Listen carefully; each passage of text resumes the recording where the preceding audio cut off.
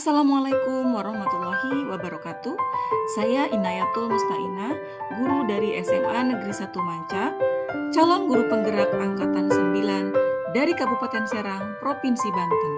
Pada kesempatan kali ini, saya akan memaparkan tentang aksi nyata modul 1.4 tentang budaya positif.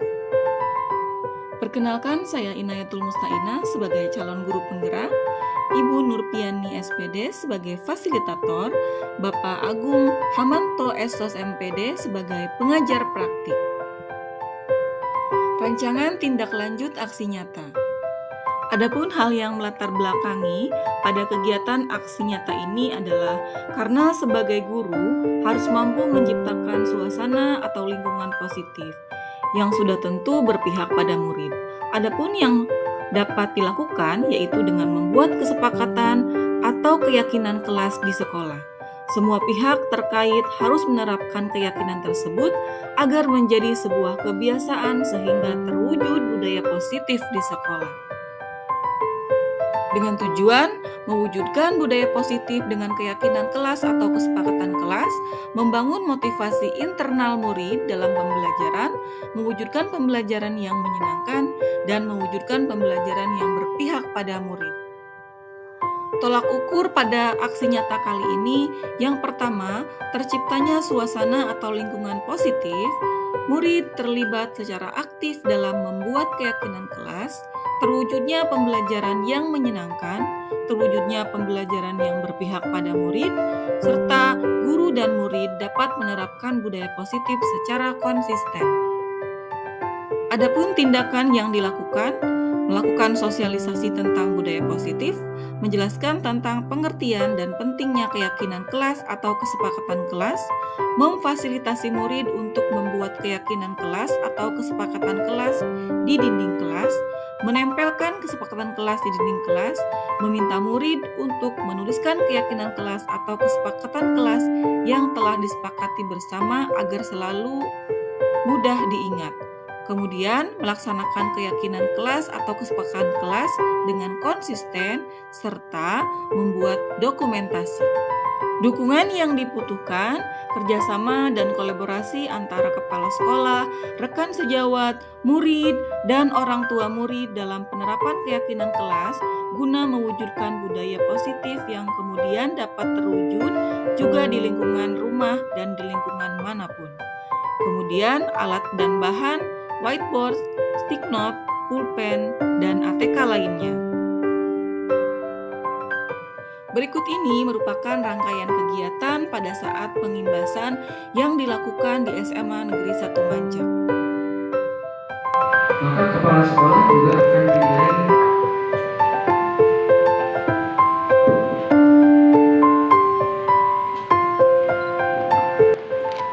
Bismillahirrahmanirrahim. Assalamualaikum warahmatullahi wabarakatuh. Alhamdulillahirrahmanirrahim. Wa bihi nasta'in wa ala umuri dunya waddin. Wassalatu wassalamu ala asrofil anbiya'i wal mursalin wa ala alihi wa sahbihi ajma'in. Yang terhormat Bapak Kepala Sekolah SMA 1 Mancak, Bapak Azhar Muslim. Yang terhormat Bapak Ibu Dewan Guru beserta staf usaha. Puji syukur marilah kita panjatkan kehadirat Allah Subhanahu wa taala karena pada kesempatan hari ini kita bisa berkumpul di sini untuk melaksanakan diskusi tentang menyebarkan dan pemahaman pengalaman penerapan budaya positif.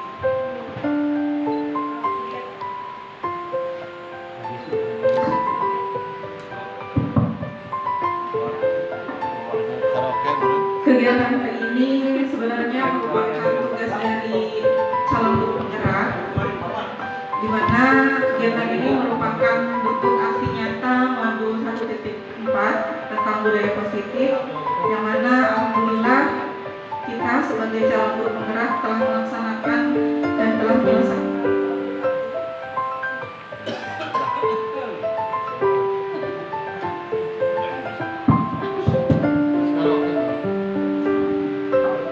Telah menyelesaikan modul 1, di mana modul 1 ini terdiri dari 4 subbab, modul 1.1, modul 1.2, dan modul 1.3 serta modul 1.4, yang mana terakhir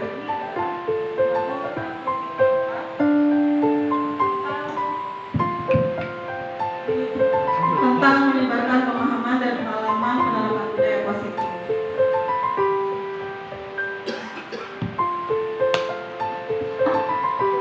Sebelumnya saya mohon maaf kepada Bapak Ibu guru karena telah mengganggu waktu, dan saya bersangat terima kasih masih menyempatkan untuk hadir di sini.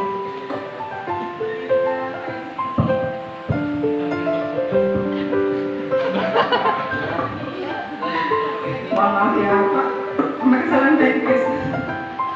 Berdirinya saya di sini bukan berarti menggurui Bapak Ibu ya Bapak, tapi berdiri di sini kami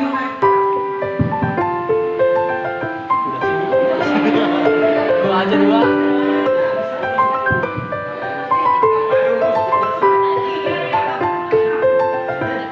Ya, berdirinya kami di sini, saya bersama Bu Dewi di sini mengajak, mari belajar bersama.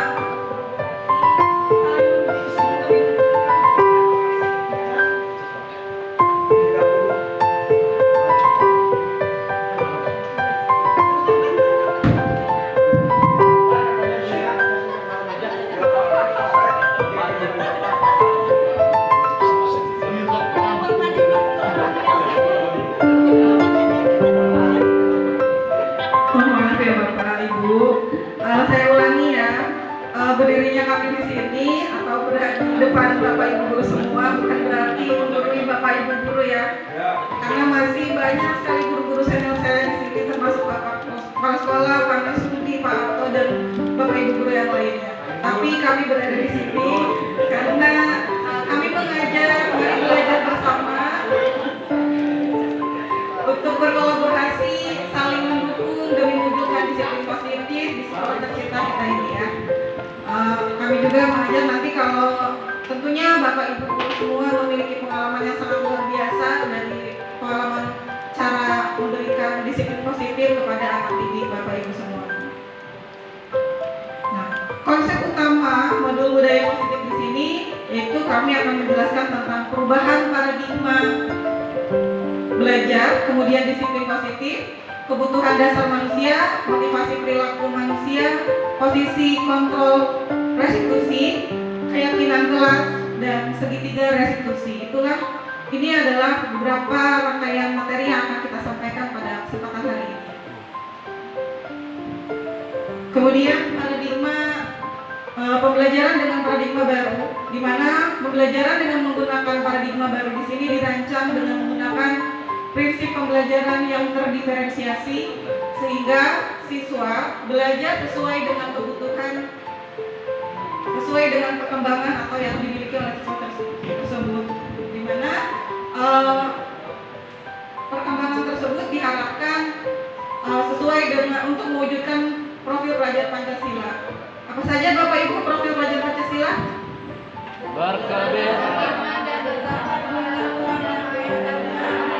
Beriman dan bertakwa kepada Tuhan Yang Maha Esa dan berakhlak mulia. Kemudian berkebinekaan global, bergotong royong, mandiri, kreatif, dan bernalar kritis. Tujuan utamanya itu adalah sini untuk mewujudkan profil pelajar Pancasila. Kemudian disiplin positif. Dalam budaya kita, makna kata disiplin dimaknai menjadi sesuatu yang dilakukan seseorang pada orang lain untuk mendapatkan kebutuhan. Baru mendengar kata disiplin saja, mungkin anak-anak udah sesuatu yang mengekang gitu, sesuatu yang memang diharuskan. Nah di sini disiplin di sini ketika kita merasa tertekan menghasilkan apa? Tidak nyamanan. Sehingga kita sebagai pendidik bertujuan untuk menciptakan anak-anak yang memiliki disiplin diri sehingga mereka bisa berperilaku dan mengacu pada nilai-nilai kebajikan universal dan memiliki motivasi intrinsik bukan ekstrinsik. Jadi dari modul yang kita pelajari di sini, disiplin itu muncul dari atas dasar kesadaran murid atau siswa itu sendiri, atau yang dikenal dengan motivasi intrinsik,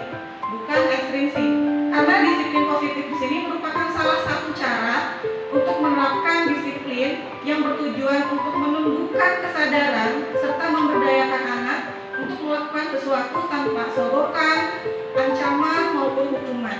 Jadi siswa ketika melakukan disiplin itu bukan karena ketiga hal tersebut, tapi memang atas dasar keinginan dari dalam diri siswa tersebut untuk berubah.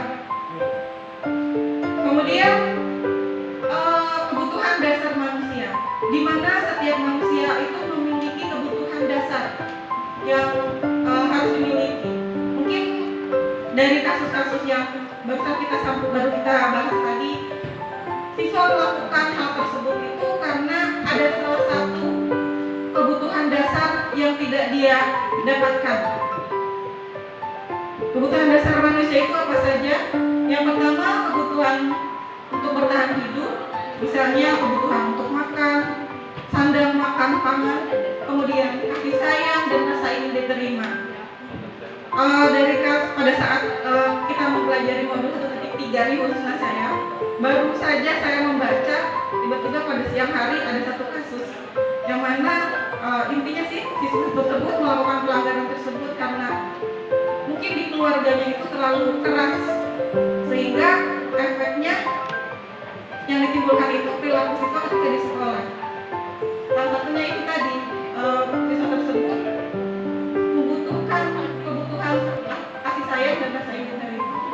Kemudian penguasaan, kebebasan dan kesenangan. Nah, kesenangan di sini kita sebagai seorang guru harus lebih peka untuk memberikan pembelajaran yang lebih menyenangkan sesuai dengan kebutuhan yang ingin dipenuhi oleh siswa tersebut. Kemudian motivasi perilaku manusia, di mana motivasi merupakan dorongan yang timbul pada diri seseorang secara sadar atau tidak sadar untuk melakukan suatu tindakan dengan tujuan tertentu. Jadi dalam hal ini siswa tersebut sudah ada terjadi perubahan, tapi perubahannya disebabkan karena beberapa motivasi. Misalnya, murid melakukan disiplin karena dia telah dihukum. Ini merupakan motivasi intrinsik. Jadi murid itu berdisiplin, sudah berubah lebih disiplin. Kenapa? Karena menghindari ketidaknyamanan atau misalnya takut dihukum. Jadi berubahlah dia disiplin. Kemudian, murid melakukan disiplin karena ia ingin mendapatkan imbalan. Ini juga masuk ekstrinsik. Kenapa dia melakukan perubahan disiplin? Karena ia ingin mendapatkan imbalan atau penghargaan dari orang lain. Nah, perubahan yang ketiga itu adalah perubahan disiplin. Karena di sini murid melakukan disiplin diri karena sadar akan nilai kebaikan dirinya. Dan ini merupakan motivasi intrinsik. Nah, menurut Bapak Ibu, dari ketiga langkah atau motivasi yang dilakukan murid tersebut, sebaiknya yang mana sih yang menurut Bapak Ibu yang antara ekstrinsik dan motivasi intrinsik, perubahan yang mana yang sebaiknya dilakukan? Motivasi intrinsik ya, karena kalau menggunakan motivasi ekstrinsik di sini dia berubah karena suatu paksaan, apalagi kayak misalkan hukuman, dia berubah menjadi lebih disiplin, tapi karena apa? Karena rasa takut. Kemudian dia berubah menjadi disiplin, tapi karena apa? Karena imbalan. Sementara motivasi intrinsik dia berubah atas dasar kesadarannya sendiri, bahwa ketika dia melakukan disiplin ada kebajikan-kebajikan yang dia dapatkan. Kemudian konsep disiplin dengan identitas gagal. Oh, kenapa ini disiplin tapi gagal gitu. Jadi anak itu disiplin karena diberikan tindakan hukuman, di mana hukuman itu menyakitkan, kemudian memberikan tidak nyaman atau juga bisa memaksa. Jadi dia berubah karena merasa tidak nyaman. Kalau dia dihukum misalnya suruh maju ke depan ke lapangan, kemudian ditonton oleh teman-teman kelas 1, 2, 3, dia merasa malu, tidak nyaman, dan murid itu merasa takut. Jadi perubahan itu kan bukan berasal dari dirinya sendiri. Kemudian murid menyembunyikan kesalahan. Ketika dia melakukan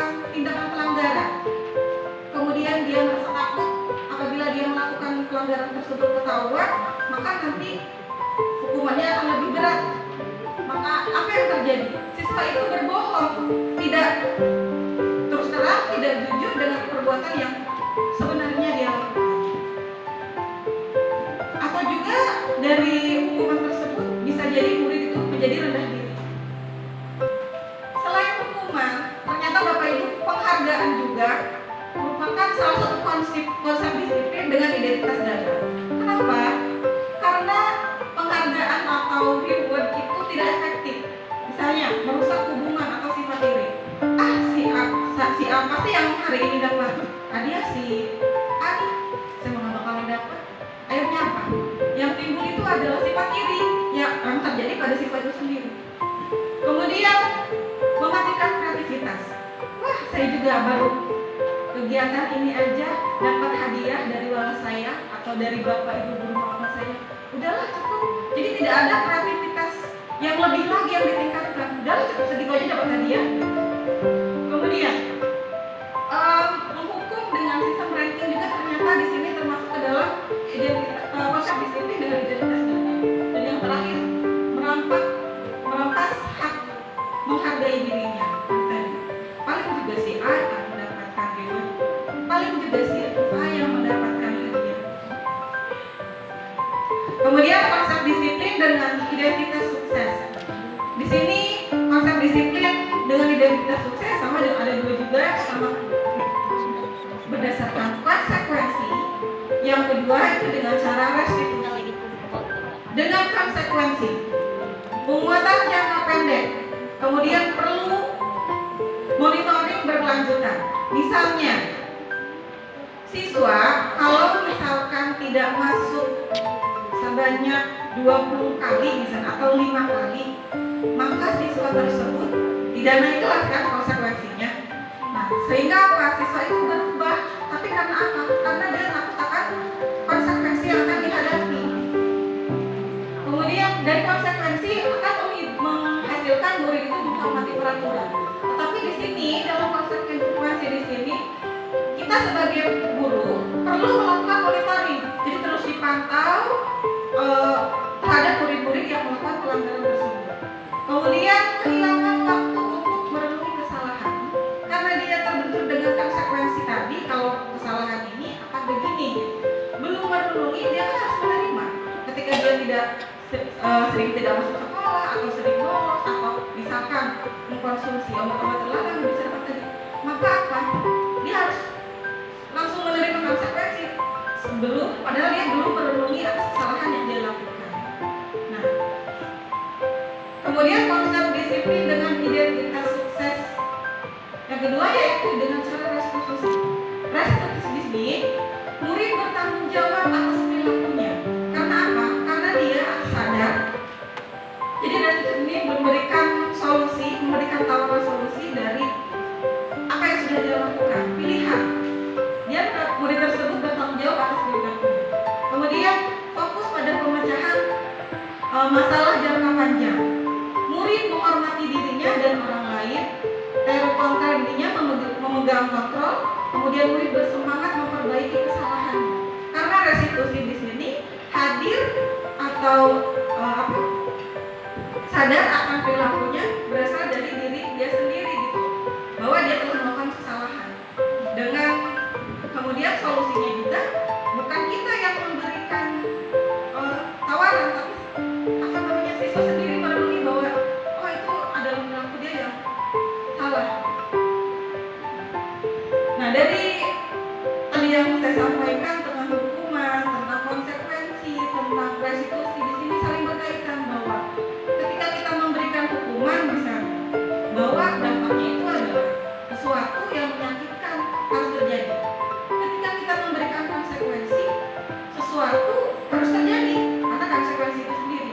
Kemudian restitusi ini merupakan pilihan yang dipilih oleh siswa itu sendiri. Dia merenungi dan menyadari bahwa perilaku yang dia sadar, kemudian solusinya juga dari dia sendiri. Nah, dari tadi saya mengatakan restitusi, sebenarnya apa sih restitusi itu?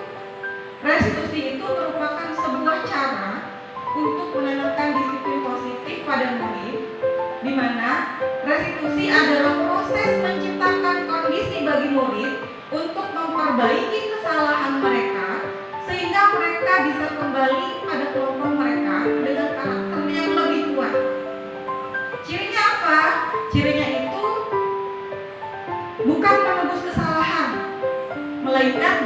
dari kesalahan itulah dia belajar. Kemudian memperbaiki hubungan. Tawaran, bukan paksaan di sini. Kemudian menuntut untuk melihat ke dalam diri, mencari kebutuhan dasar yang mendasari tindakan, fokus pada karakter, bukan tindakan, dan terakhir adalah menguatkan dan fokus pada solusi. Contohnya seperti apa? Di sini saya ambil contoh kasus itu dari siswa sering tidak mengerjakan PR.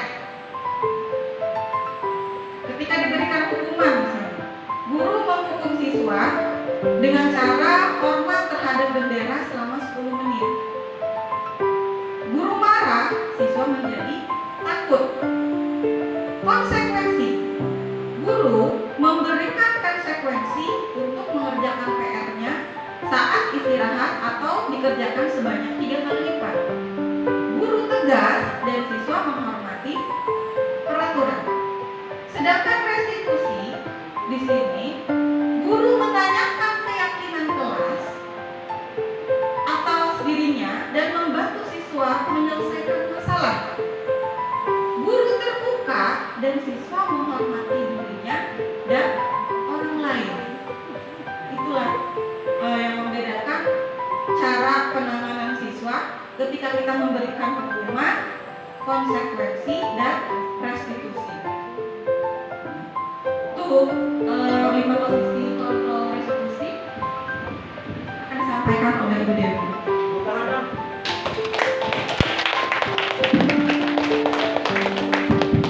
Ya, terima kasih Bu Ina.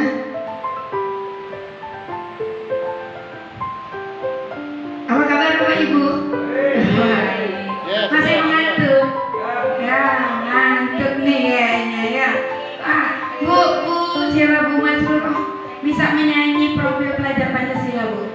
Oke, kita pandu dulu biar tidak mengantuk. Kita menyanyikan lagu profil Pancasila. Bu Masruro akan menyanyikan apa sih yang pakai lagu apa sih itu sebenarnya? Iya betul. Enggak, ini mah yang anak kecil itu loh. Apa sih lagu apa? Begitu. Oke Bu Masruro. Ya, mari kita bernyanyi sejenak biar tidak mengantuk.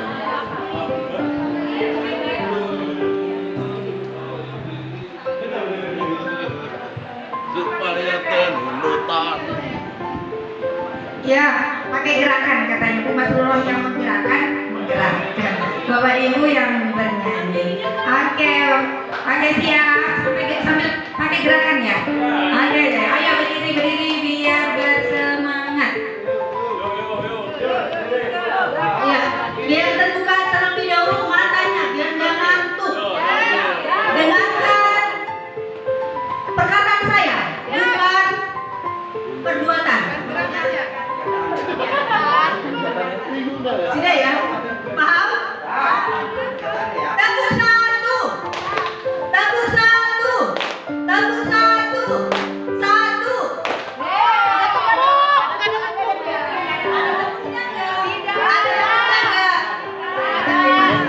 Belajar Pancasila. Tabur satu. Tabur dua. Pegang hidung. Hidung.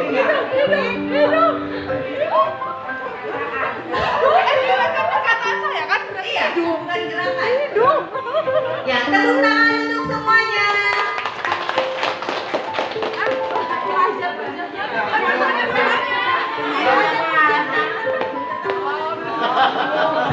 Sabar.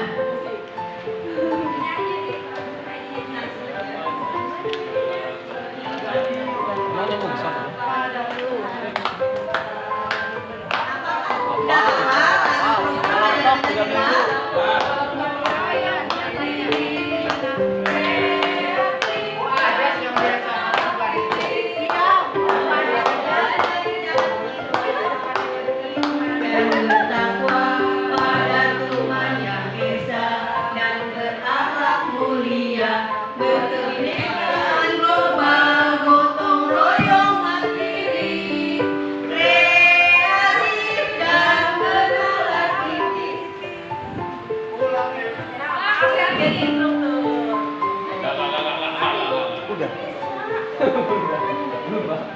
Udah Kak. Belum Pak, belum bergerak semuanya.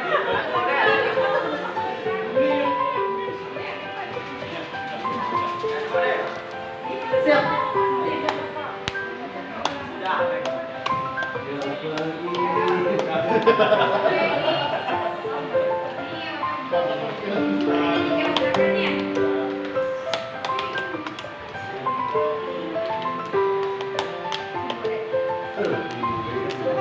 Oke, nah lagu lirik. Ya, bisa aja kan semua kan? Ya, kita mulai ya. Kita mulai siap. 1, 2, 3.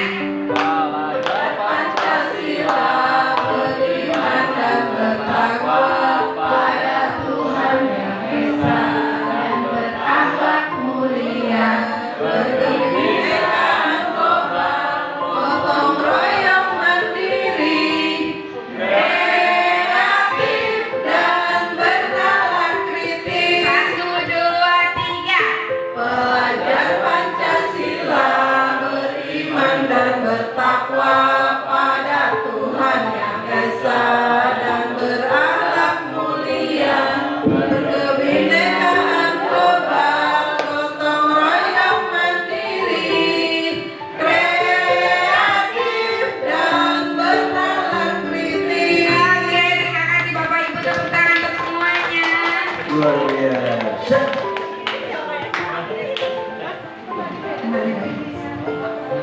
Oke, terima kasih Bu Mas Lura sudah menghidupkan suasana lagi biar Bapak Ibunya tidak mengantuk. Ya, oke. Di sini tadi Bu Ina sudah menjelaskan tentang budaya positif, kemudian juga ternyata ada hal yang baru kita dapatkan di modul 1.4. Jadi modul kita itu ada 3 modul ya Bu Ina ya, yang harus kita pelajari selama 6 bulan. Ya, tapi kita sampai 9 bulan, sampai bulan April. Dan ini baru modul 1, dan ini modul 1.4 adalah modul terakhir di modul 1, yaitu tentang budaya positif. Ternyata ketika kita mempelajari ada paradigma baru Bapak Ibu. Ya, dulu kita berpikir bahwa reward dan punishment adalah suatu cara yang paling efektif untuk mendisiplinkan murid kita. Ya, ada reward, ada punishment katanya. Kenapa? Kalau sudah ada hukuman, ada penghargaan. Hukuman bagi yang melakukan pelanggaran, dan nanti mendapat penghargaan bagi yang mengikuti aturan dengan baik. Dan ternyata Bapak Ibu, di sini juga saya sama Bu Ina mengetahui lagi bahwa selain ada aturan, ada yang namanya keyakinan. Ya, ada beda di sini. Ya, di sini tadi hukuman. Nah, di sini ada hukuman, konsekuensi, restitusi. Tadi Bu Ina sudah menjelaskan. Saya kalau duduk biasanya nggak enak, Bapak Ibu, mohon izin untuk berjalan-jalan. Ya, lihat hukuman. Hukuman ini guru menghukum siswa. Artinya ketika dia melakukan suatu kesalahan, kita hukum. Langsung, kamu nggak kerjain PR kimia, duduk di pojok, angkat kaki, tangannya di kepala. Oke, selesai. Semua anak ketawa. Nah, itu sebenarnya menyakitkan. Coba kita bayangkan ada di posisi itu. Pasti menyakitkan kan Bapak Ibu ya? Malu kita. Dan itu diingat seumur hidup kita. Wah, dulu itu saya sama Bu Dewi itu. Iya, Bu Eka. Pernah saya mengatakan begitu enggak ya? Iya, saya kan guru yang baik. Oke. Ya, kemudian konsekuensi. Kalau konsekuensi itu sudah ada kesepakatan. Misalnya begini, Bu Rina ketemu anak muridnya yang gondrong. Kelihatan, kamu diem, rambutmu gondrong, langsung ambil gunting, potong, klik. Itu adalah hukuman. Tapi ketika Bu Rina mengatakan, diem, kalau kamu kayak begitu kelihatannya kurang ganteng deh Nak. Coba kita buat kesepakatan. Ya, kalau ibu ketemu lagi, kamu masih gondrong, ibu gunting ya. Tapi kalau misalnya sekarang ibu kasih kesempatan, iya Bu, siap Bu. Nanti ketemu ibu lagi, ibu gunting, kamu nggak boleh marah. Siap. Ya, kita nggak melakukan hukuman, tapi konsekuensi. Ketika ketemu lagi dia masih gondrong, potong. Nah, itu adalah konsekuensi. Kenapa? Kita sudah melakukan kesepakatan. Ya. Kemudian seperti apa? Restitusi itu berdialog. Ah, ini repot kata Pak Arto. Kesuwen, ya, kelamaan katanya. Ya, restitusi ketika anak rambutnya gondrong, kita tanya, "Nak, rambutmu gondrong, emang kenapa sih harus gondrong?" "Bu, pacar saya itu pengen saya tuh rambutnya gondrong karena apa? Kelihatan ganteng." Wah, berarti apa? Kebutuhan tadi Bapak Ibu. Ya, tadi kita sudah berbicara tentang kebutuhan. Setiap apa yang kita lakukan, baik itu hal yang baik, yang positif, maupun hal yang buruk, pasti ada alasan. Tidak mungkin suatu perbuatan tidak ada alasannya. Semua punya alasan. Jadi ketika Bapak Ibu bertemu dengan anak, apapun yang dia lakukan, pasti ada alasannya. Tanyakan dulu. Dan biasanya ini sulit. Mengapa sulit? Karena anak terbiasa dengan apa tadi? Dengan hukuman dan konsekuensi. Sehingga anak tidak terbiasa untuk berdialog, mengungkapkan perasaannya, bahwa saya melakukan ini karena, tidak. Maka dari itu biasanya kita langsung putuskan. Ya, kamu terlambat pasti males. Udah selesai urusannya. Ya, nyanyikan lagu Indonesia Raya atau perhitungan kalian dari 1 sampai 10, dan itu pun belibet tidak selesai. Ya, nah itu namanya hukuman. Restitusi itu diajak berdialog. Kenapa nak? Biar ganteng Bu. Rambut saya kalau gondrong ganteng kata pacar saya. Masa benar? Coba lihat keyakinan kelas kita. Boleh nggak sih ya kalau rambutnya gondrong? Gak boleh Bu. Nah kalau nggak boleh harus bagaimana? Terus harus apa? Nah jadi kita tuh saja bertanya, mereka lah yang harus menjawab. Disinilah anak mengajak anak untuk merefleksikan diri. Ketika dia yakin bahwa dia salah, maka dia akan memperbaiki. Tapi ketika hukuman, dia tidak punya perenungan untuk mengatakan bahwa dia bersalah. Maka ketika ada alasan lagi untuk dia melakukan itu, maka dia akan melakukannya kembali. Nah itu Bapak Ibu, sudah mulai terbayang apa yang sudah kita lakukan? Oke, Bu Mas sudah mulai terpancing, sudah mulai ingin bertanya. Adakah sampai soalnya Bu Mas? Oke, udah mulai terpancing nih. Hukuman baru kita bilang hukuman, konsekuensi dan restitusi, belum yang lainnya. Bismillahirrahmanirrahim. Assalamualaikum warahmatullahi wabarakatuh. Ya, masalah tadi disiplin ya. Setiap hari memperhatikan anak. Di sekolah kan ada sistem poin, termasuk disiplin tadi ya. Nah kadang setiap hari ketemu anak yang bajunya tidak dirapihkan, untuk khususnya laki-laki, suka saya tanya, masukkan bajunya? Iya Bu, iya gitu kan. Sehari lagi seperti itu lagi, bajunya dirapihkan. Iya Bu, iya. Pas ada lagi anaknya, Bu, alasannya jebol resletingnya gitu. Terus harus bagaimana? Sedangkan itu sistem poin sudah ada. Yaitu bukan hanya di kelas saya gitu, tapi di kelas yang lain juga seperti itu. Itu masuknya bagaimana itu? Oke, masuknya bagaimana? Apakah dia hukuman, konsekuensi atau restitusi begitu? Oke, kalau misalnya anak bajunya nggak rapi, tak mau dimasukkan, nah itu bagaimana? Kan ada sistem poin. Kalau sudah sistem poin berarti sudah konsekuensi. Ya, konsekuensinya apa? Kalau dia tidak masukkan bajunya, maka konsekuensinya bahwa dia mendapatkan poin sekian. 2, sesuai dengan aturannya. Itu konsekuensi Bapak Ibu. Apakah ini tidak boleh dilakukan? Boleh saja, tidak masalah. Kenapa tadi? Suatu permasalahan, konsekuensi juga termasuk dalam tadi Bu Ina sudah menjelaskan. Konsekuensi adalah disiplin dengan identitas sukses. Jadi tidak apa-apa. Yang tidak boleh itu adalah hukuman. Bahkan penghargaan pun sekarang tidak diperbolehkan. Ya, tapi masih kalau kata Ibu sih kalau untuk reward nggak apa-apa. Ya selama itu tidak menjadi suatu kebiasaan. Kenapa? Coba saja Bu Bibin ingin anaknya pintar membaca. Kalau kamu bisa baca nanti Bu belikan mobil misalnya. Atau belikan robotan misalnya. Itu pasti menagih. Mama nih saya udah bisa baca. Berarti harus beli robotan dong. ketika dia akan melakukan sesuatu yang baik lagi, dia sudah punya inceran. Saya nanti kalau bisa naik sepeda beli yang ini ya. Nah, kenapa? Karena tadi awalnya Bu Pipin mendidiknya dengan penghargaan. Jadi sebenarnya ada yang penghargaan malah sebenarnya sebagai hukuman ya Bu Ina ya. Ya, kita sudah belajar apa dihukum karena penghargaan. Begitu. Ya, nah kita sudah bisa merefleksinya sendiri ya. Seperti apa?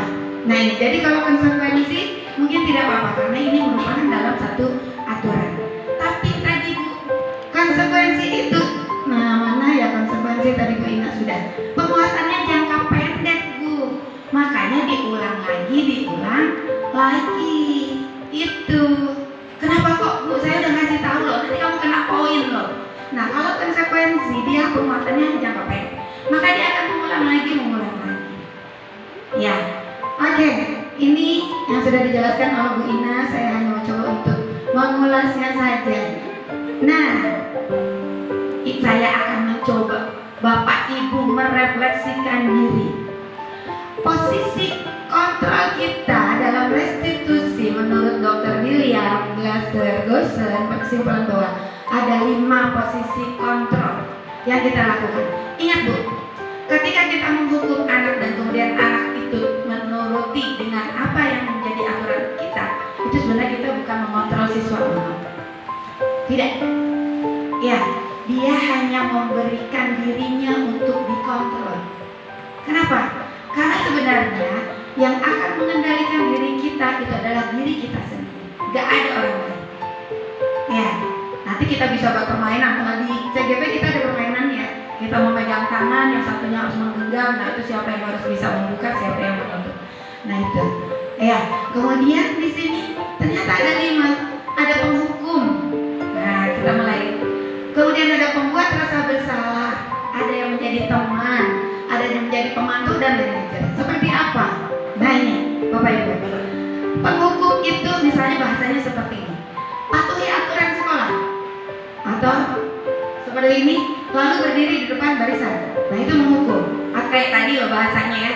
Kamu ngerjain PR, duduk di pojok atau berdiri di pojok. Nah itu menghukum. Bahasanya akan seperti itu. Kalau pembuat rasa bersalah itu biasanya pelan, Bu Dewi biasanya. Ya, pelan, halus, nyelekit. Ya, jadi bahasanya kayak gitu. Berapa kali sih Bu bilang kok kamu buat pelanggaran lagi sih, gitu kan? Ya, jadi anak tuh ngerasa bersalah. Kamu tuh kayak begitu aja nak. Kamu gak kasihan sama mama? Ayo, Bu Bibi pernah ngomong gitu gak sama anaknya? Kamu gak kasihan sama aku nak? Ya, ibumu makin kurus kayak begini gara-gara mikirin kamu. Nah itu adalah membuat rasa bersalah. Anaknya merasa bersalah. Oh ternyata mak saya kurus gara-gara saya. Nah gitu kan? Iya. Kemudian yang ketiga teman. Ya, kalau teman, oh siapa yang sering begitu? Oh, udah mulai pada merasa nih ya. Yang kalau teman, ayolah yang tertib buat ibu bangga, atau tolonglah ibu nak, demi ibu nak. Ya, ayo kita harus tertib demi ibu. Kenapa? Kalau tidak ibu dimarahin sama kepala sekolah nak kalau banyak pelanggaran nak. Tolong ya nak ya. Nah itu berarti sebagai teman. Nah ya siapa yang pernah seperti itu?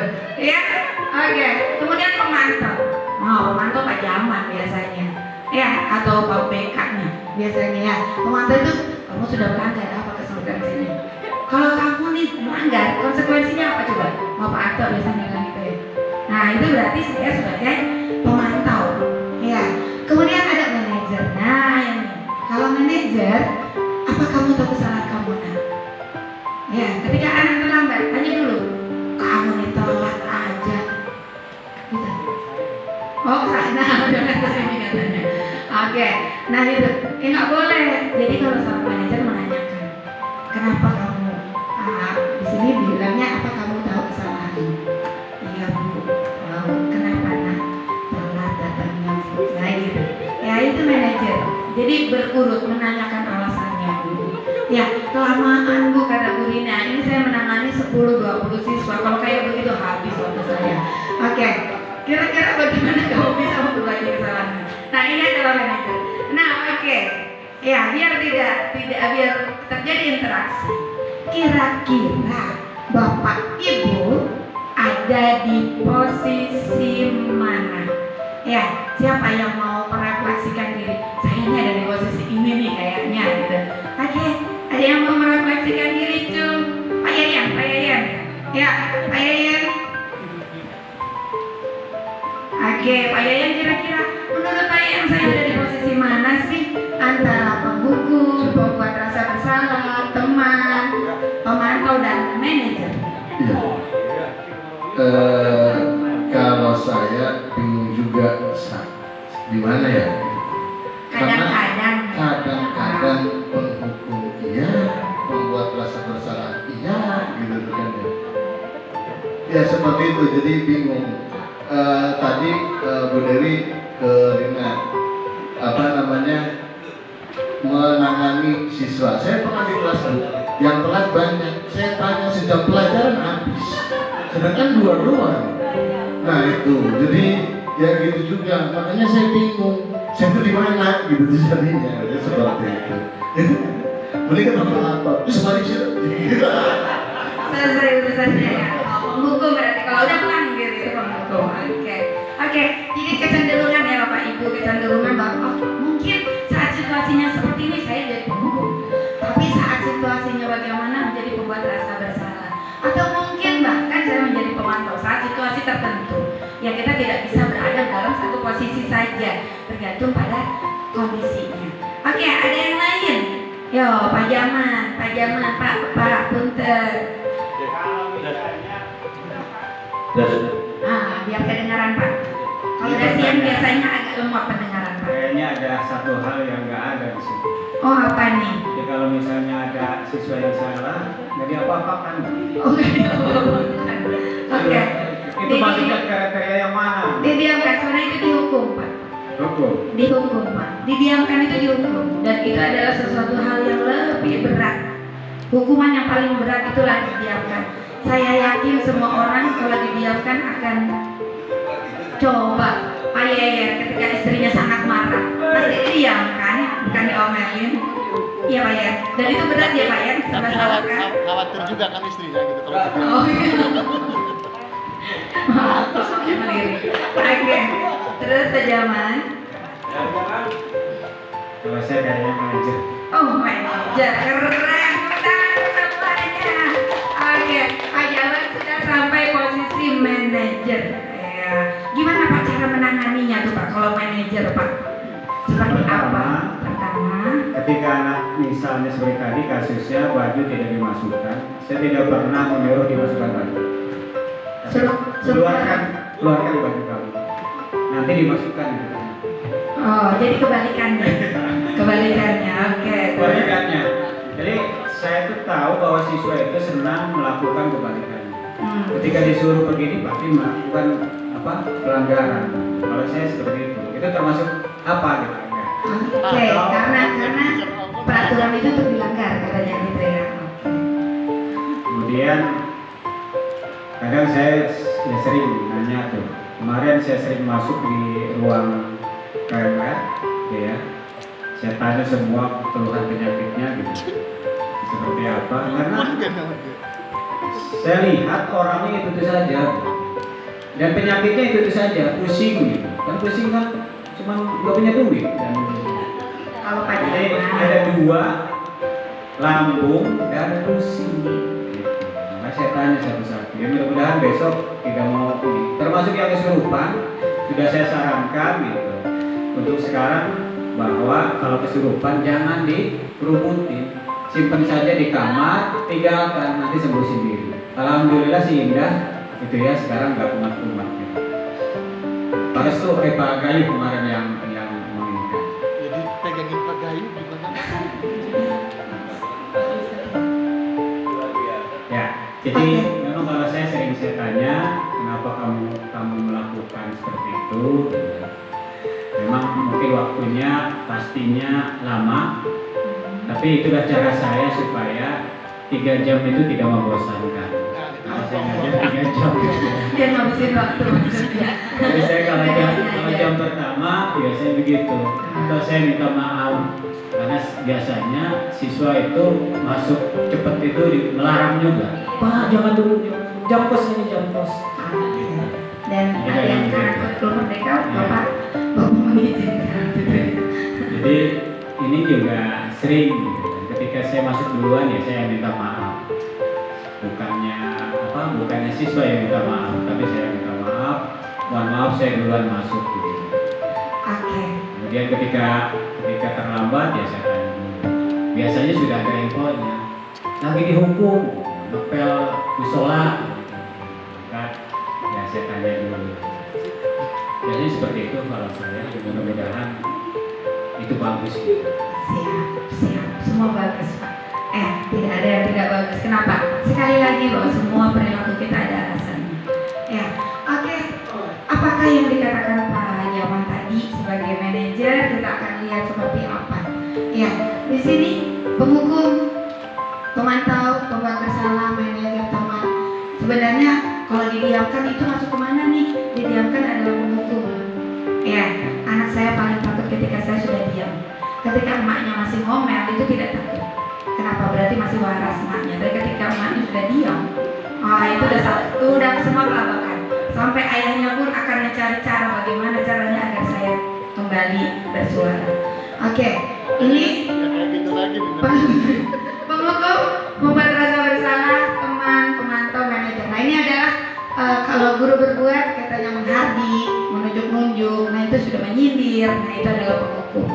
Kemudian kalau berceramah mengatakan lain ya, seharusnya begini, ibu kecewa, kamu melakukan pelanggaran ini.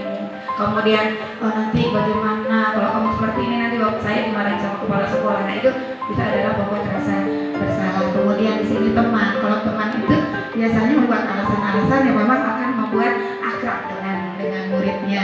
Kalau pemantau biasanya berurusan dengan peraturan dan konsekuensinya.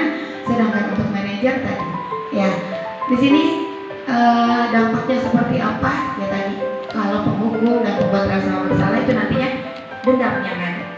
Ya saya tadi, gitu. Jadi kalau penghukum dalam penghargaan seperti itu. Tapi kalau konsekuensi menjadi teman, pemantau biasanya dia akan lebih sukses, lebih berhasil. Tapi tadi jangka waktunya hanya pendek. Tapi ketika kontrol diri dengan manajer, maka ini menimbulkan motivasi intrinsik. Tadi yang dikatakan mau ekstrinsik apa intrinsik? Ya, di sini. Nah, bagaimana caranya? Awal yang harus kita lakukan adalah memberikan keyakinan. Terserah. Kalau di sini Bu Ina dan saya memberikan contoh tentang keyakinan kelas. Tapi sebenarnya itu bisa terjadi kalau Pak Geri mungkin tidak dia keyakinan kelas. Ya, keyakinan saat pembelajaran PJOK. Semua bisa memberikan keyakinan ini. Apa bedanya dengan peraturan? Peraturan itu sesuatu yang sudah dibuat secara langsung. Ya, kemudian di situ ada konsekuensinya. Ya, jadi itu adalah peraturan. Misal, peraturan tidak boleh terlambat masuk kelas. Itu adalah peraturan. Ya, kemudian konsekuensinya kalau melanggar, anak biasanya kelasnya Bu Apri punya enggak? Kelasnya Pak Yayan yang ada. MIPA 12 MIPA 1 ditempel itu. Peraturan. Kalau tidak melaksanakan ada denda Alwin ya. Ada denda kali ya gitu. Ya, ada denda ya? Kebersihan kelas. Kesepakatan kelas. Nah, itu. Ada denda kesepakatan kelasnya di situ. Nah, di sini kalau keyakinan, kesepakatan sama keyakinan ataupun kesepakatan. Kalau keyakinan itu sebenarnya adalah suatu peraturan yang diyakini oleh siswa tersebut. Misal begini, bahwa peraturannya piket harus melaksanakan tugasnya sebelum pembelajaran dimulai. Itu adalah peraturan. Keyakinan yang harus ada, anak harus mengetahui dulu nilai-nilai kebajikan yang ada di situ apa. Yakin dulu bahwa kalau piket melaksanakan kewajibannya sebelum pembelajaran, ternyata kelasnya menjadi lebih bersih, lebih nyaman untuk mereka belajar. Nah, ketika keyakinan itu sudah ada, maka mereka akan melakukannya tanpa ada dorongan dari manapun. Kalau anak sudah yakin bahwa ketika bajunya itu dimasukkan saya merasa ganteng, ya, maka anak akan memasukkan bajunya. Ya, kenapa? Karena dia sudah punya keyakinan tadi. Ya, jadi di sini di guru penggerak, ya dalam pendidikan guru penggerak kita lebih memasukkan peraturan itu ke keyakinan pada anaknya. Jadi kita yakinkan dulu. Ya, kayak saya kemarin mencoba untuk meyakinkan ke siswanya bahwa ketika gitu kan, ketika kamu melakukan ini gitu kan, maka akan kembali ke dirimu sendiri. Ya, kalau kamu misalnya dengan masalah yang ada, ya saya bertanya, kamu tahu nak kesalahanmu apa? Gitu kan? Diam saja. Kesalahannya apa nak? Ya, merokok. Terus kalau merokok, gitu kan? Apakah kamu merasa bahwa badanmu baik-baik saja kok? Nyatanya orang tua saya sampai tua juga masih merokok. Nah, gitu. Kalau dia sudah punya keyakinan itu, maka kita tidak akan bisa mengubahnya. Dia akan merokok lagi dan akan merokok lagi.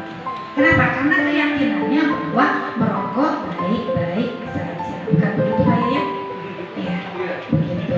Tapi bagi yang merasa bahwa keyakinannya bahwa merokok itu akan membuat saya atau teman saya atau di sekitar saya akan merasakan dampak dari menjadi perokok pasif, maka dia akan menghentikan tanpa ada dorongan apapun. Nah itu Bapak Ibu. Di sini yang diharapkan adalah dengan meyakini dulu. Peraturan tanpa keyakinan itu nggak akan bisa dilakukan dengan baik pada jangka waktu yang panjang. Tidak bisa, hanya saat itu saja. Saya yakin bahwa semua orang, bahkan anak TK saja tahu bahwa membuang sampah itu harus pada temannya, ya. Kan gitu, kalau ada teman udah numpuk sampah di situ kita buang di situ kan, kenapa ada temannya gitu kan ya. Padahal salah, kalau membuang sampah harus pada tempatnya. Anak TK tahu, tapi kenapa sampai mereka dewasa, sampai tua membuang sampah sembarangan itu masih saja ada. Kenapa? Karena tidak ada keyakinan dalam dirinya bahwa membuang sampah pada tempatnya itu adalah suatu nilai kebajikan, gitu kan, untuk dirinya dan lingkungannya sebagai kesehatan dan kebersihan keluarga. Keyakinan dulu, Bapak Ibu. Jadi kalau anak-anak kita yang notabene 19 orang ini tidak yakin bahwa perbuatannya adalah salah dan itu akan merugikan dirinya sendiri, maka dia akan mengulanginya lagi apapun hukumannya. Bahkan mengeluarkan mereka itu bukan solusi yang baik. Mereka adalah orang-orang yang tersesat yang seharusnya kita yakinkan bahwa perbuatannya adalah salah. Tapi kita keluarkan. Ketika di luar mereka akan bertemu dengan orang-orang yang belum tentu akan mereka membawa mereka pada keyakinan yang benar. Kenapa harus dikeluarkan? Karena kita tidak mau ambil resiko. Orang tuanya juga sama. Ustaz terserah siram lahir. Begitu. Ya, apakah itu solusi? Saya yakin bahwa itu bukan solusi. Oke, kembali ke sini Bapak Ibu. Ya, iya Bapak. Dia mau udah yakin, udah bilang aku akan bertanya banyak urusan ini. Oke. Kenapa dikeluarkan? Dan itu bukan solusi. Satu, kita punya peraturan.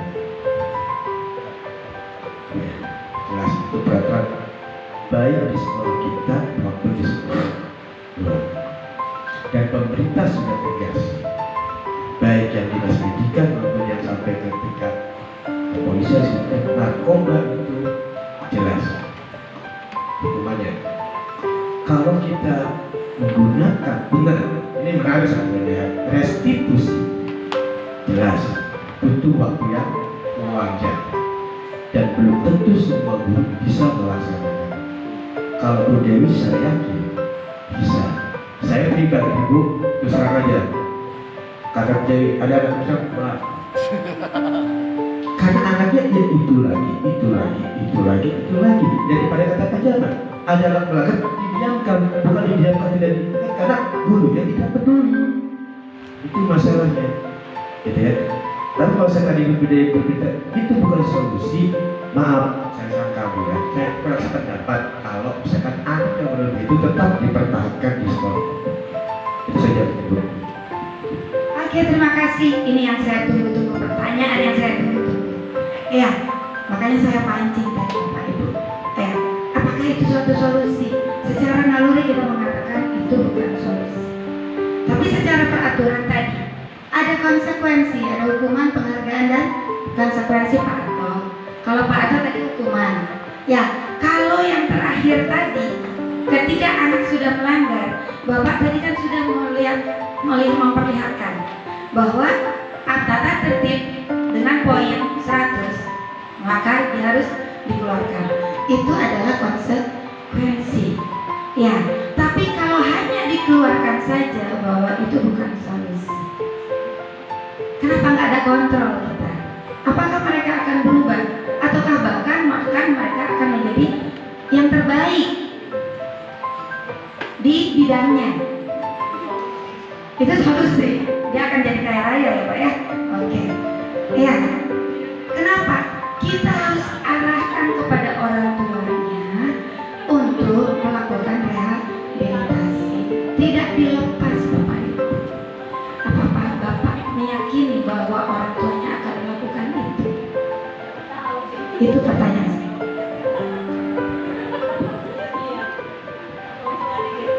Ya memang ya juga ya, kita lepas jadi itu orang tua juga seperti yang kita sampaikan kemarin ya, maaf ya membahas itu. Kita dari pihak sekolah sudah memberikan apa ya orang tua juga kepala sudah memberikan arahan atau apa ya masukan ke orang tua ya, bahwa anak ini sedang tersesat, bukan berarti kita melepas anak itu dari sekolah, kita lepas tanggung jawab, tidak sama sekali. Ini pun demi kebaikan, satu kebaikannya jelas buat pribadinya dan juga buat lingkungan sekolah.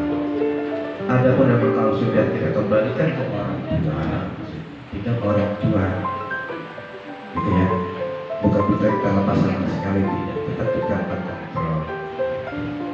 Kami harapkan si anak itu berubah sesuai dengan saya. Oke, jadi begitu ya Bapak Ibu ya. Kayak saya pernah melepas 2 siswa anaknya Bu Apri kalau nggak salah ya. Saya melepas 2 siswa dan sampai sekarang pun saya masih merasa bersalah. Jadi anak tersebut anak IPA yang tidak naik, tapi dia memutuskan untuk berhenti. Bahkan saya sudah menyarankan dia untuk pindah sekolah, tapi dia tetap meyakini bahwa saya berhenti. Saya katakan, nah tidak seperti itu. Ayo kita cari solusinya bersama. Tapi anak tersebut tetap mengatakan berhenti. Ya, nah itu saya merasa bahwa saya merasa bersalah. Kenapa? Karena mungkin alasannya kita tidak pernah tahu di balik apa anak melakukan apa. Ya, lihat. Apakah Bapak menanyakan ketika anak melakukan kesalahan?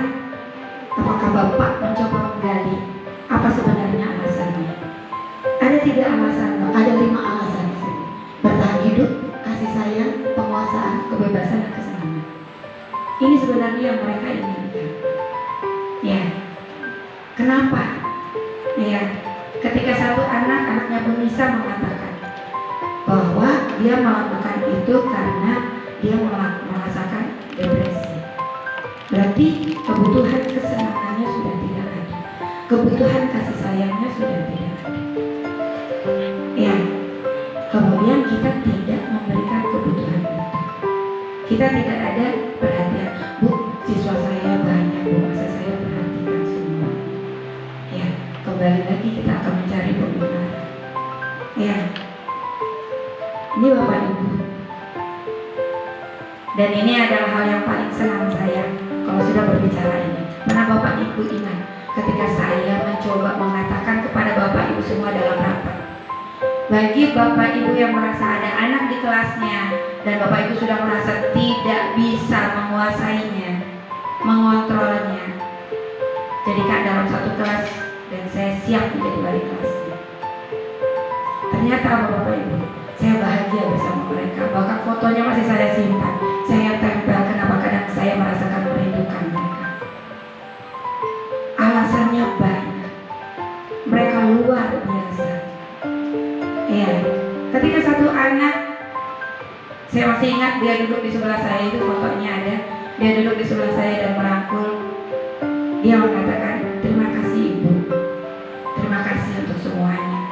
Karena selama 3 tahun dia nggak pernah suka ada undangan wali murid datang untuk rapat. Dia paling membencinya.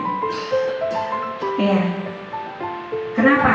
Karena kedua orang tuanya bercerai. Maka dia buat ulah. Kenapa? Kebutuhan kasih sayangnya nggak ada, kesenangannya tidak ada. Ya, tapi kemudian saya dekati bahwa biarkan luka itu ada di hatimu. Jangan diteruskan. Kalau tidak, anak-anakmu pun akan merasakan luka yang sama. Ya, akhirnya dia bisa bicara, ngobrol, cerita. Tadinya sama sekali dia nggak mau cerita. Kenapa? Karena tadi ketika anak belum ngomong, kita udah langsung cut. Bapak Ibu sadar nggak? Kalau anak misalnya melakukan kesalahan, kamu lagi, terlambat lagi.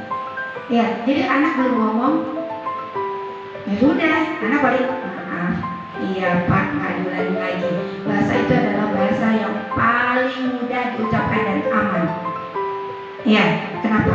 Tadi kata Bu Ina ada 3, menghindari rasa ketidaknyamanan. Jadi anak melakukan itu dengan alasan menghindari ketidaknyamanan. Males lah, kalau ngomong apa-apa diahin aja, iya. Sampai ke hati, sampai ke yakin, tidak. Maka dari itu, insya Allah besok dia akan mengulanginya kembali. Karena tadi, ya, dia tidak bertahan lama. Ya, penguatannya hanya jangka pendek saja. Lama Bu, lama, sudah jelas. Tapi kita harus melakukannya secara perlahan, pelan-pelan. Ya, dan itu tidak harus semuanya kata Pak Yaya. Ya, oke. Saya sebenarnya ngomongin tentang, saya dapatnya ini, keyakinan kelas. Ada beberapa kelas yang sudah melakukan keyakinan kelas seperti Pak Alvin. Sudah tertempel di situ tentang kesepakatan atau keyakinan kelas. Walaupun kita belum tahu apakah itu sudah berdasarkan dengan keyakinan atau hanya sekedar aturan saja. Ya, Ancaman gitu. itu maksudnya. Hanya aturan saja ya, belum sampai ya. Ancaman maksudnya. Oh, ancaman maksudnya ya. Oh, ancaman gitu ya. Ya, padahal tidak apa-apa. Ya, kita tinggal dorong pelan-pelan, meyakini bahwa seperti ini nih untuk kamu loh nak, seperti ini untuk kamu loh nak, seperti itu. Ya, ini keyakinan kelas bagaimana caranya banyak Bapak Ibu di sini. Bagaimana caranya perbedaan keyakinan dengan tata tertib dan wisuda. Contohnya, ya ini sudah ada budaya positif. Nah, ini sudah ada. Ya, jadi kalau keyakinan itu sebenarnya ya tadi itu. Kalau kita sudah yakin, Pak Ato sudah yakin bahwa dengan makan banyak karbo maka gulanya akan meningkat, betul Pak? Makanya sekarang dia tidak membawa bekal, betul? Untuk mengurangi dia makan, ya? Oke. Tapi Pak Ato belum yakin bahwa kalau dia merokok itu akan merusak paru-parunya dia dan merusak paru-paru saya sampai suara saya seperti ini. Oke Pak, Bapak belum yakin? Belum. Oke, makanya Pak Ato masih merokok. Begitu Bapak. Iya. Oke. Bagaimana Bapak Ibu? Bagaimana? Sulit ya untuk membuat keyakinan. Makanya sekarang kalau anak salah, caranya ya tadi, ya. Nah, setelah membuat keyakinan kelas, nah ini peraturan dan keyakinan kelas bedanya, pembentukannya bagaimana caranya, peraturannya apa aja. Kemudian anak didorong untuk oke, ini kebajikannya apa, nilai kebajikannya kamu yakin nggak? Gitu kan? Bahwa bersedekah itu akan menambah rezekimu. Kalau yakin, dia akan terus bersedekah. Ya, kalau tidak, ya tidak. Gitu kan? Kalau hanya mendasarkan pada penghargaan, ketika ada yang cari kain celengan, dilihat sama pacarnya, restitusi. Nah, itu berarti bentuk penghargaan, bukan keyakinan. Nah, kemudian setelah itu baru dibuat bentuk kalimat positif, kemudian membuat kalimat lebih dipahami sesuai dengan kondisi kelas. Nah, baru dilibatkan untuk membuat keyakinan. Kalau ini pasti sudah bisa, Bapak Ibu. Ya, sudah banyak yang sudah melakukan untuk membuat keyakinan kelas. Ya, nah ini keyakinan kelas tujuannya, tolak ukurnya, angka konkretnya sudah ada. Cuma Bapak Ibu bisa baca sendiri karena waktunya sudah sore. Tapi intinya begini, kalau orang sudah, kita tuh sekarang tuh contohnya hanya membuat dia yakin aja. Bagaimana caranya? Gitu kan? Caranya adalah dengan segitiga restitusi. Saya langsung, nah ini contoh keyakinannya Bu Ina kelas 10 4. Tuh udah dibuat, belajar, menghormati, berbagi. Mudah-mudahan ini sudah diyakini ya Bu Ina ya. Nah, iya. Kalau saya belum buat keyakinan kelas karena saya tidak dikasih kelas sama Pak Anto. Oke, segitiga restitusi nih. Ini caranya apa? Manajer. Posisi kita, kalau posisi kita sebagai manajer, maka kita akan melakukan restitusi seperti ini, segitiga restitusi. Yang pertama, menstabilkan identitas. Caranya seperti apa? Misal, ada murid datang terlambat, kita tanya, kenapa nak? Gitu kan. Terlambat Bu, kenapa terlambat? Kesiangan. Sudah jelas terlambat itu adalah kesiangan. Biasanya anak udah mentok itu bahasanya. Ya, kenapa? Alasannya apa? Ya, alasannya apa? Diam aja. Katakan nak, berbuat salah tidak masalah. Yang penting kamu tahu apa kesalahanmu. Nah, itu adalah menstabilkan identitas. Jangan buat anak merasa bersalah. Tapi kalau kita senang buat anak merasa bersalah, kamu tahu nggak? Nah, itu bahasa kita. Senang banget buat anak merasa bersalah. Padahal itu tidak boleh. Kenapa? Ketika anak merasa bersalah, maka ya dia akan mencoba mencari pembenaran. Kenapa? Sudah jelas. Manusia itu dilahirkan benar, maka dia akan selalu mencari pembenaran. Kalau kita bilang apa? Ngeles. Ya, ngeles aja adanya. Kenapa? Karena tadi itu bahwa kebutuhannya adalah bertahan hidup. Maka bagaimanapun caranya dia akan melakukan pembenaran untuk bertahan hidup atau mempertahankan dirinya. Jadi itu wajar Bapak Ibu. Maka dari itu kita tanya, tidak apa-apa nak, katakan saja. Oke, silakan katakan saja alasannya apa. Ya Bu, tadi saya mampir dulu. Kenapa? Mampir ngapain? Ya memang panjang urusannya. Tapi kan dari sini ketika kita sudah tahu bahwa anak tahu kesalahannya, maka langsung ke poin kedua, yaitu validasi tindakan. Benar enggak? Tindakanmu benar enggak nak? Enggak Bu, salah. Maka nah gitu. Kalau salah bagaimana? Saya harus memperbaikinya Bu. Kalau begitu apa? Apa yang akan kamu lakukan? Nah itu poin yang ketiga, yaitu menanyakan keyakinan. Apa yang akan kamu lakukan untuk memperbaiki kesalahanmu? Sama nggak dengan keyakinan yang sudah kalian sepakati di kelas? Tidak. Nah itu. Jadi kamu harus bagaimana? Saya berarti harus bangun lebih cepat.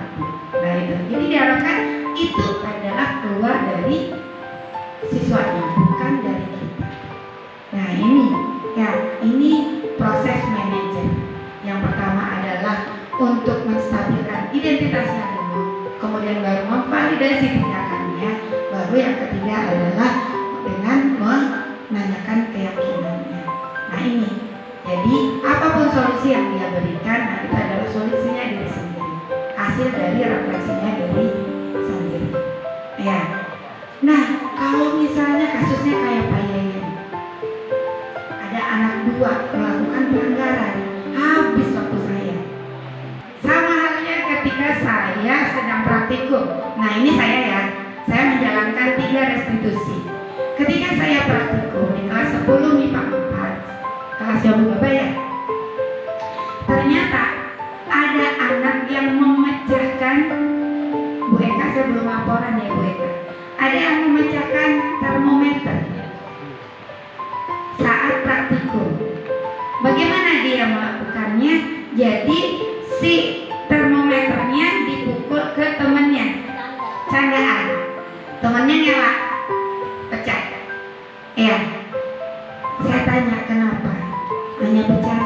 Berarti kebutuhan apa dia? Apa yang dia butuhkan sebenarnya? Kesenangan. Berarti anak itu nggak senang gitu kan? Ya, kebutuhannya adalah kebutuhan kesenangan. Dia ingin bercanda. Ya, maka dari itu kita buat praktik yang menyenangkan. Apakah langsung saat itu kita langsung ini? Waktu itu saya belum tahu restitusi, langsung ceramah. Ya, dengan tadi posisi saya sebagai pemantau. Tapi ketika sudah ada restitusi, ternyata tidak langsung saat itu Pak ya. Anaknya langsung bilang ini, oke nggak apa-apa nggak apa-apa. Nah, jadi ketika anak melakukan kesalahan, nih biasanya ibu-ibu nih di rumah, ketika anak melakukan kesalahan langsung jangan dimarahin. Oke, misalnya mecahin gelas atau mecahin apa. Oke, tidak apa-apa, tidak masalah. Oke, ini bukan masalah. Oke, sekarang kita bersihkan dulu agar tidak sampai mengenai teman-temannya. Oke, kita bersihkan dulu. Mama sama ayo bersihkan. Tapi dia sudah merasa bersalah, diem aja. Nggak apa-apa nak, yuk. Tapi bu nggak apa-apa. Yuk, sekarang bersihkan. Kita belajar. Yuk, yang lain kembali ke tempatnya, belajar lagi. Kita selesaikan praktikumnya. Tidak apa-apa nak. Ya, setelah itu diganti termometernya praktikum lagi. Tapi kita bilang ke anaknya, setelah ini bertemu ibu. Nah, saat itulah kita restitusi. Jadi bukan di hadapan banyak orang. Begitu Pak ya. Jadi bukan restitusi itu kita nanyain gini, yang lainnya bosen Pak ya, kita ngobrol gitu. Jadi kita ngobrol berdua antara kau dan aku gitu. Ya, jadi restitusinya seperti itu dilakukan. Akhirnya anak, oke bu, harus mengganti atau tidak bu gitu. Itu terserah gitu kan. Bentuk tanggung jawabmu seperti apa, dikembalikan lagi ya. Begitu Pak ya. Itu restitusi. Jadi tidak langsung di situ, tapi kita harus berbicara. Kenapa? Karena itu harus ada dialog. Ya, begitu Pak ya. Ya, jadi sudah bisa terjawab ya. Habis waktu katanya. Begitu. Bu Rina, kalau Bu Rina banyak siswanya ya. Tadi itu bukan hanya harus restitusi, tidak juga. Lihat kondisinya seperti itu. Oke, itu tentang segitiga restitusi. Kemudian ini tadi menstabilkan identitas, validasi tindakan yang salah, kemudian menanyakan keyakinan. Ya, jadi dengan menanyakan keyakinan, kalau keyakinan itu sudah ada, maka ada motivasi internal. Dan mudah-mudahan ini bisa digunakan untuk permasalahan yang tadi Pak. Ya, itu Pak Asep. Mudah-mudahan nanti untuk permasalahan yang anak 19 tadi bisa kita tanyakan dulu seperti ini. Alasannya apa? Nanti akan kebongkar semua bahwa mereka ada yang berdasarkan kebutuhan. Kalau yang berdasarkan kebutuhan tadi kita lihat bahwa di sini ada kebutuhan, berarti mungkin orang tuanya tidak punya, tapi dia mempunyai sesuatu yang harus dia beli, dan kemudian dengan itu dia mendapatkan sesuatu sehingga kebutuhannya tercapai. Atau tadi kasih sayang atau penguasaan. Tadi kalau Bapak mengatakan bahwa dengan minum itu maka dia menjadi kuat sampai tidak takut sama guru, berarti dia penguasaan, kebutuhan penguasaan. Nah, kita tinggal diarahkan seperti apa. Kemudian kebebasan, bahwa dia merasa bahwa nggak bebas, atau kesenangan bahwa di kelas nggak ada yang menyenangkan, guru-gurunya ceramah semua, yang lain pada tidur masih ceramah aja gitu. Mungkin kayak saya juga mengajar seperti itu, belum sebaik itu gitu kan. Jadi sebenarnya kembali kata Bapak tadi, jam kos banyak sekali, kemudian anak-anak banyak sekali merasa lelah sekali. Ya, lihat saja Bapak Ibu memperhatikan anak-anaknya seperti apa. Anak-anak kita itu sekarang kelihatan sangat lelah sekali. Kita masuk tidur, pagi tidur, kita kata siang udah kayak pindah ngejejer. Ya, tidur lagi, apalagi jam-jam segini, udah tidur lagi. Ya, gitu. Oke, siap. Menarik, sangat menarik materinya. Ntar kayak Kak kedengeran. Ya, sampai saudara sekalian.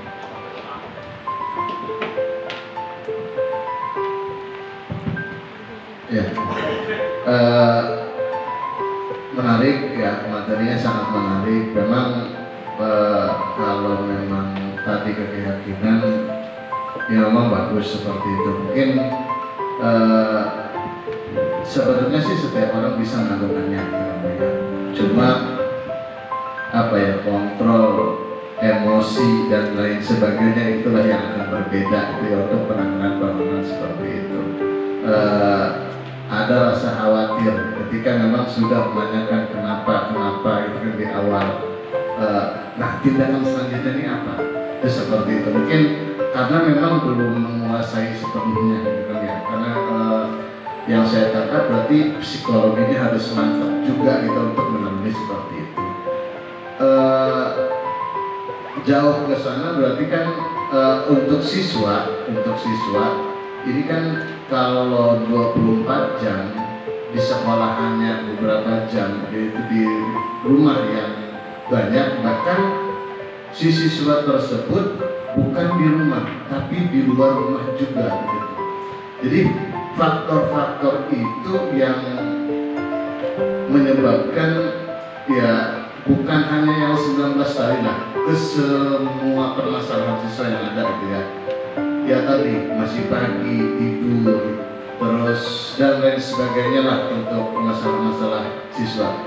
Karena ketika memang kita perhatikan dan di luar tidak diperhatikan, artinya di rumah tidak diperhatikan sama orang tuanya, itu akan bagaimana?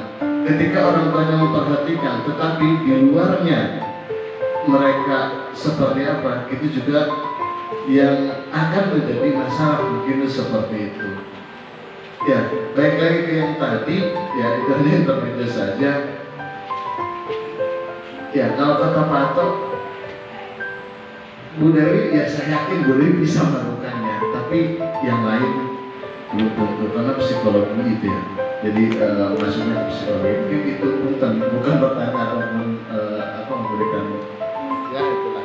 Oke, siapa yang saya paham bahwa kesabaran orang itu masing-masing.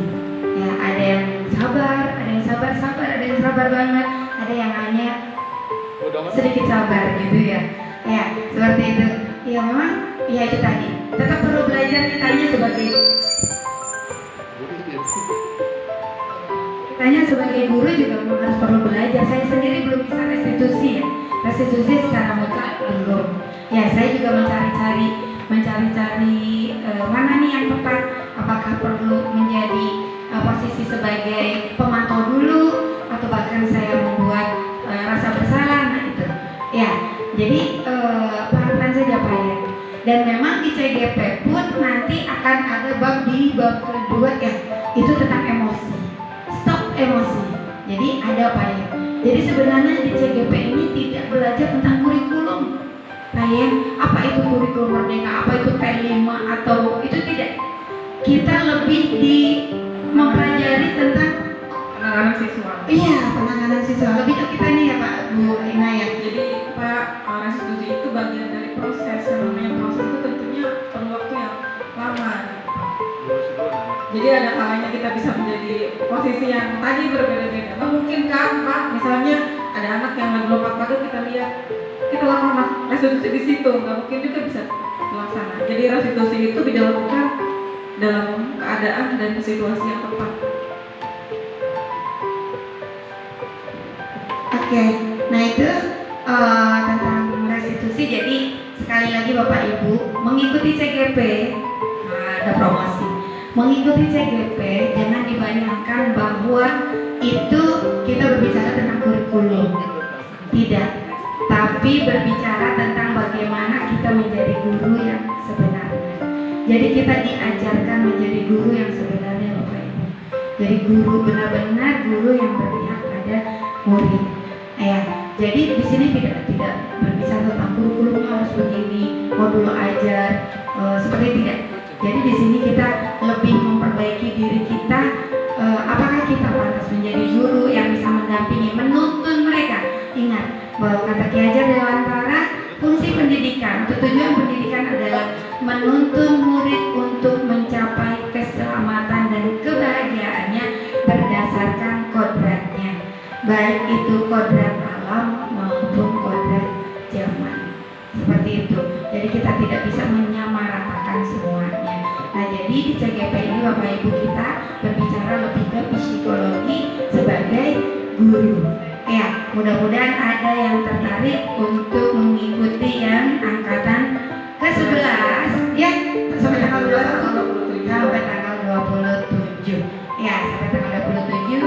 Monggo, yuk kita bergabung di CGP agar kita bisa mengetahui lebih lanjut lagi. Ini hanya kupas-kupas dikit ya Bu Ina ya. Jadi nanti Pak Yayan, saya pengen bisa di restitusi seperti apa gitu kan. Nah silakan bergabung dengan kami di Kalau guru yang tahu ya. lebih dalam, mari bergabung di calon guru penggerak. Nah gitu, oke. Ya di sini ada sisi ngomong kesimpulannya. Sebelum kesimpulan katanya Bu Ina mau menunjukkan aksi nyatanya, ya, aksi nyatanya tentang melakukan keyakinan kelas ya Bu Ina ya.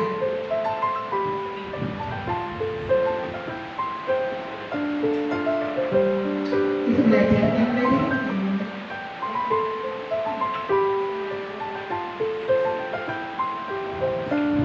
Oke, ini Bapak Ibu, Bu Ina akan mencoba memperlihatkan tentang penerapan segitiga restitusi. Oh ini yang ada di modul. Nanti tinggal di-share ininya aja. Di-share linknya. Biar nanti Pak Yayan kalau mau belajar tentang restitusi tinggal nanti dipelajari saja. Nanti kita share di WhatsApp saja ya tentang restitusi. Oke, kita lihat simpulannya bahwa untuk hari ini dalam penerapan program disiplin positif hendaknya guru memiliki standar kepribadian tadi ya Pak Yani. Kepribadian seperti apa?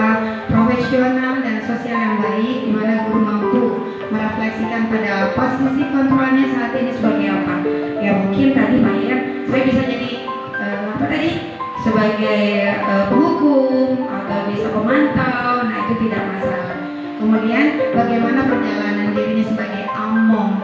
Among itu berarti ngomongin yang menuntun siswa. Di sini diharapkan menjadi posisi manajer yang menuntun murid-murid menjadi insan yang mandiri, merdeka dan bertanggung jawab. Ya mungkin ini saja dari saya dan Bu Ina untuk diseminasi tentang modul 1.4.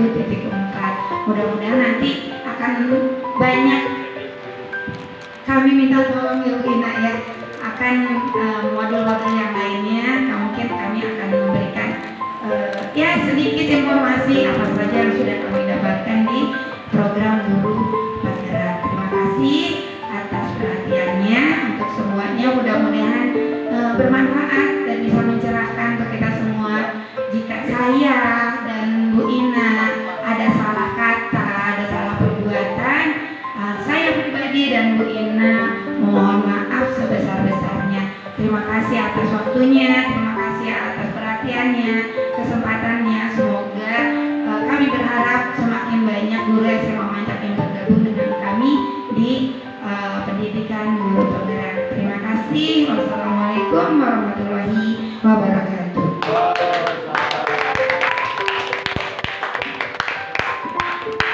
Oke, Bu, luar biasa. Ya, materi hari ini antara Ibu Egi dan Ibu Dewi secara kontinu berkolaborasi sehingga sekali bermanfaat. Titik beratnya Pak, jangan lupa. Baik. Apa yang disampaikan tadi oleh Ibu Nia, Ibu Egi atau Ibu Dewi, kita jangan lupa sebagai umat Islam. Ini ada hadis Pak, riwayatnya dari Muslim. Ini datangnya dari Sa'id Al-Khudri radhiyallahu anhu, orang berkata si Sa'id, dia telah mendengar ucapan Rasulullah.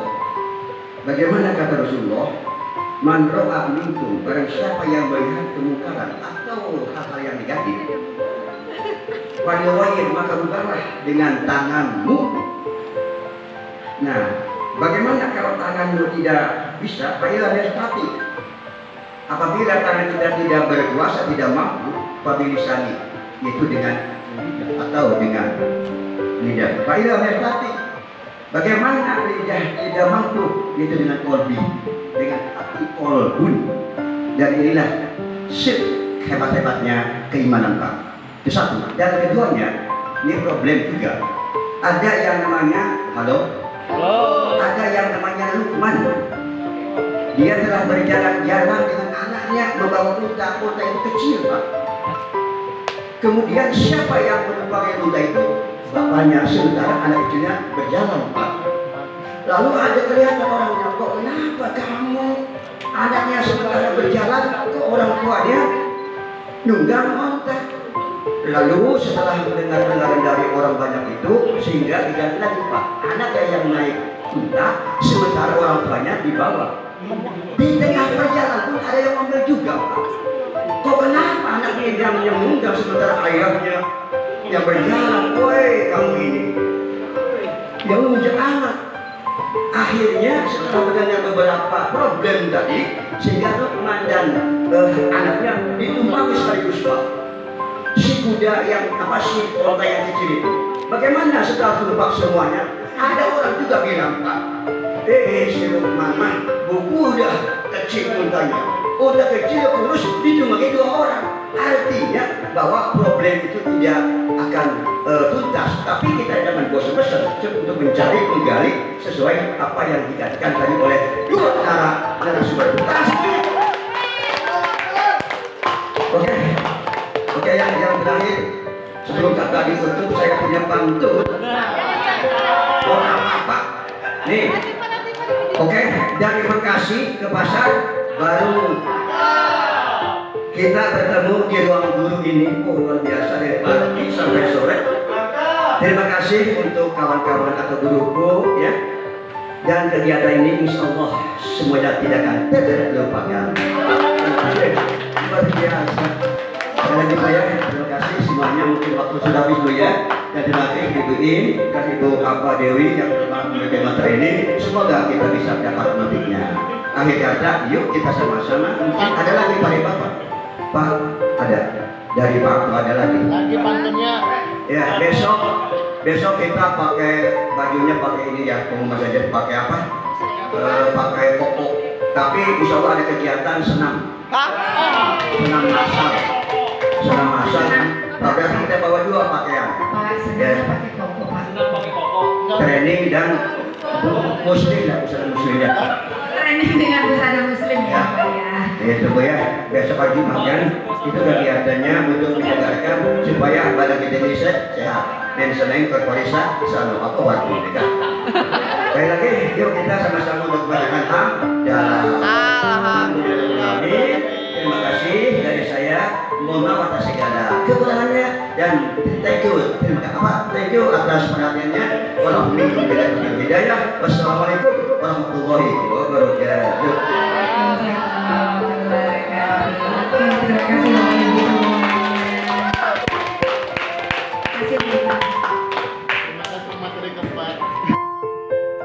Pembuatan dan penerapan keyakinan kelas di kelas 10-4.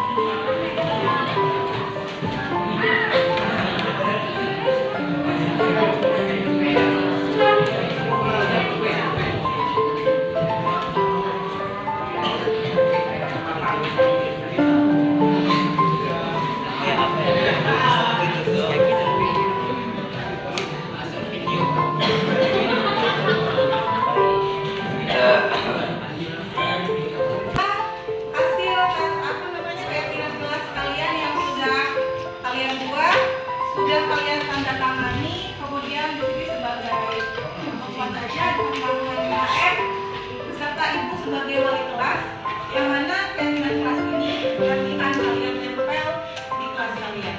Terima kasih.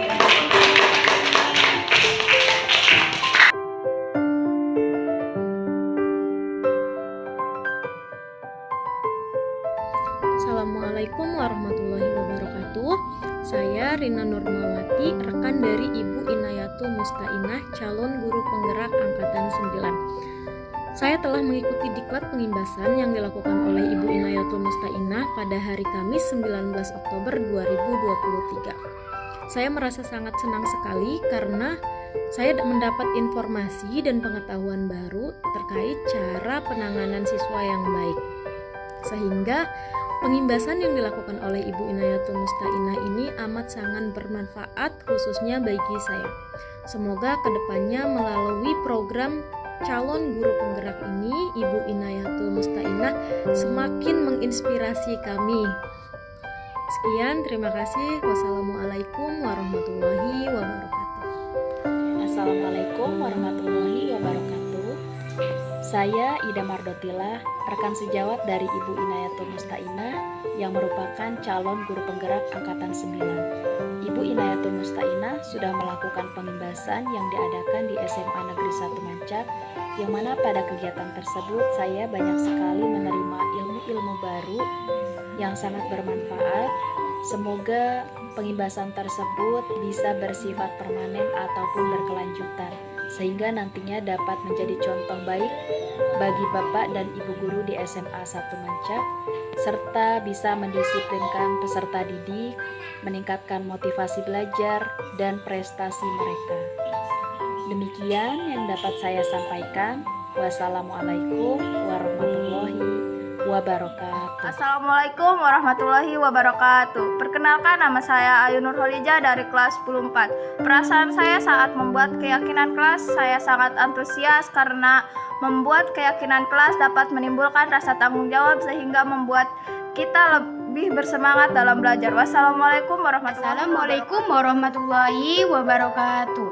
Perkenalkan, nama saya Nening Sapira dari kelas 10-4. Perasaan saya saat membuat keyakinan kelas, saya sangat senang karena membuat keyakinan kelas dapat menimbulkan rasa lebih menghargai orang lain sehingga dapat membuat kita lebih semangat dalam belajar. Assalamualaikum warahmatullahi wabarakatuh. Perkenalkan, nama saya Rehan Hardian Maulana dari kelas 10-4. Perasaan saya saat membuat keyakinan kelas, saya sangat semangat karena membuat keyakinan kelas dapat menumbuhkan rasa dapat membuat lebih disiplin sehingga membuat kita lebih bersemangat dalam belajar. Wassalamualaikum warahmatullahi wabarakatuh. Demikian yang dapat saya sampaikan. Terima kasih. Salam guru penggerak, tergerak, bergerak, dan menggerakkan. Wassalamualaikum warahmatullahi wabarakatuh.